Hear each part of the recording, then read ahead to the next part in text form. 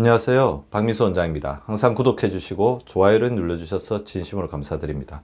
오늘은 만성염증으로부터 벗어나는 5단계 전략, 5단계 전략에 대해서 말씀을 드리려고 하는데, 자, 만성염증은 제가 누누이 말씀드렸지만 어떻게 보면 지금 현재 우리 몸에 있어서 자가 면역의 시발점이자 면역력을 해치는, 면역이 약하게 하는 가장 중요한 내재된 원인 중에 하나라고 볼 수 있습니다. 급성염증이 만성염증으로 전환되긴 하지만 우리 몸에서도 만성염증을 만드는 여러 가지 잘못된 기전들이 있습니다. 평소에는 은근하고 차가운 염증이죠. 우리 몸에 조용하게 도사리고 있다가 어떤 순간에 발동이 되면 자기 세포를 공격하도록 면역 세포를 교란시키고 이를 통해서 면역력을 약화시키면서 우리 몸의 어떤 신체 손상을 일으키게 됩니다. 만성염증이 일으키는 원인들 굉장히 많죠. 스트레스, 활성산소, 만성통증, 만성피로, 호르몬 불균형, 정제 탄수화물, 가공식품, 운동 부족, 환경 호르몬, 대기오염, 미세먼지, 비만, 근육 부족, 고혈압, 당뇨, 고지혈증 등의 대사증후군, 허병과 가음, 수면 부족, 장두수증후군, 이거 외에도 수많은 원인들이 만성염증을 일으키고 이 만성염증을 통해서 우리 몸에 여러 가지 조직 손상이나 면역력의 약화가 나타나기 때문에 우린 반드시 만성염증을 잘 해결을 해야 합니다. 자, 만성염증을 줄이는 5단계 전략. 첫 번째, 만성염증 탈출을 위해서는 먼저 만성염증의 발생을 줄여야 되겠죠. 만성염증이 들어오는 두 가지 독소 경로는 첫 번째 내독소와 두 번째 외독소, 그러니까 안에서 만들어지는 것과 밖에 들어온 게 있습니다. 안에서 만들어지는 중요한 근원지는 혈관과 뇌겠죠. 혈관 안에서 만들어지는 여러 가지 염증인자, 활성산소, 그 다음에 뇌에서 만들어지는 스트레스, 교감신경계 흥분을 위한 여러 가지 문제들이 내독소 안에서 이렇게 형성되는 독소를 만들어내고 이것이 만성염증의 원인이 됩니다. 두 번째, 밖에서 들어온 주로 이제 장, 음식을 통해서 먹는 거, 마시는 걸 통해서 폐, 호흡하는 걸 통해서 들어오겠죠. 음식물이나 우리 호흡을 통해서 들어오는 외부의 공기, 매연 이런 부분들이 원인됩니다. 따라서 들어오는 세균, 바이러스, 그다음에 음식물 중에서도 여러 가지 독소를 가지고 있는 음식들, 정제된 탄수화물이나 가공된 식품, 미세먼지, 그 다음에 남용되는 약물, 각종 오염, 해양오염, 대기오염, 토양오염이 외독소로서 작용합니다. 따라서 이 부분을 잘 살펴서 이 안에 들어오는 부분들을 줄여야 되겠죠. 이 독소의 경로를 알고 이 부분을 줄이려는 노력을 먼저 해야 되고요. 두 번째, 이미 염증이 만들어졌다면 만성염증의 크기를 줄이는 것이 2단계 전략입니다. 줄인 전략, 2단계 전략은 3가지가 있습니다. 디톡스, 항염증, 황산화겠죠. 디톡스는 우리 몸에 들어온 독소를 밖으로 잘 배출시키는 거죠.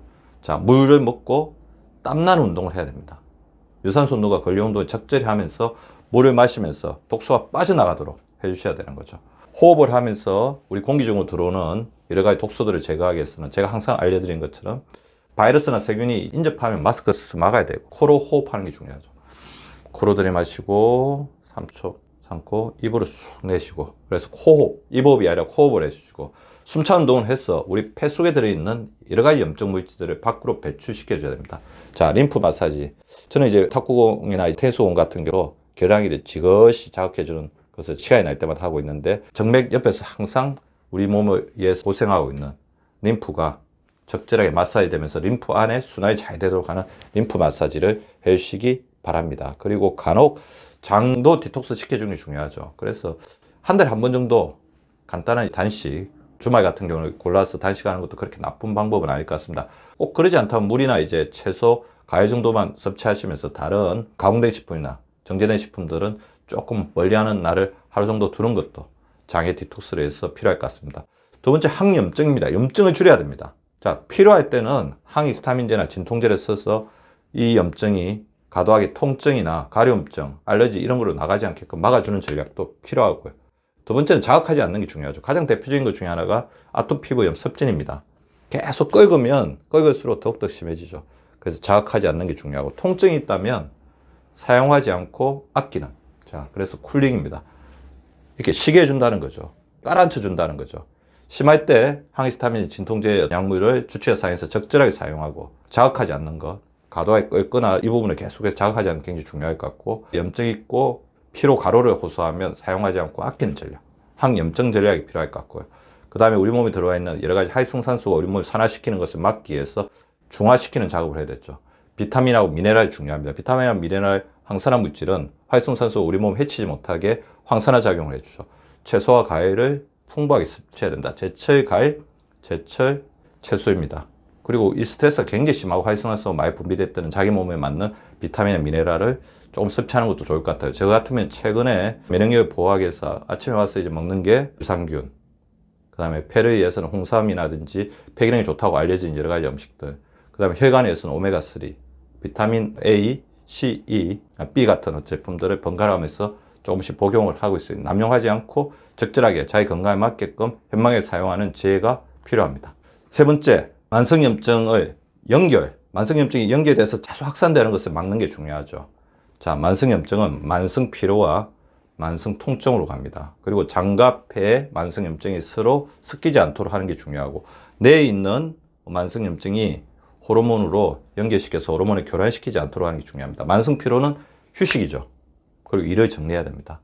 공간을 정리하는 것도 굉장히 크게 도움이 되더라고요. 어지러져 있는 공간이 있으면 깔끔하게 한 번씩 치우는 것도 필요하죠. 그때 제일 좋은 게 버리는 거예요. 필요 없는 거는 버리거나 아니면 깊숙한 곳에 일단 담아둬서 자기 주변을 깔끔하게 정리하는 것도 굉장히 중요할 것 같고, 조금 더 휴식하는, 가로했을 때 자기 몸에게 휴식을 주는 것이 굉장히 중요한데요. 10분 더 잔다, 10분 더 쉰다, 소소하게 좀 실천해 보시기 바랍니다. 만성 통증이 있을 때는 근육 및 인대를 강화하시고, 그다음에 관절을 보호하는 여러 가지 전략을 쓰시고, 척추 골반 정렬, 바른 자세를 취하고, 그냥 부드럽게 근육을 강화시키는, 제가 항상 알리는 천천히 숨 깊이 운동이라든지 아니면 스쿼팅이라든지 물속에서 운동하는 등 근육, 인대, 관절, 척추 골반의 자세를 똑바로 해주면서 조용하게 강화시켜주는 전략을 쓰는 게 좋습니다. 장과 폐는 서로 보완합니다. 세균수를 같이 공유하기 때문에 유산균, 유익균, 소화효소 같은 장에 유익한 음식들로 폐를 도와주고, 폐로 염증이 넘어가지 않도록 하고, 심호흡이나 상과 덜해서 피톤치드를 마시면서 운동을 하면서 폐의 방사능 능력으로 장을 또 도와주는 전략이 필요합니다. 자, 뇌와 호르몬. 자, 뇌가 너무 피곤하거나 걱정과 불안이 많으면 문제가 되잖아요.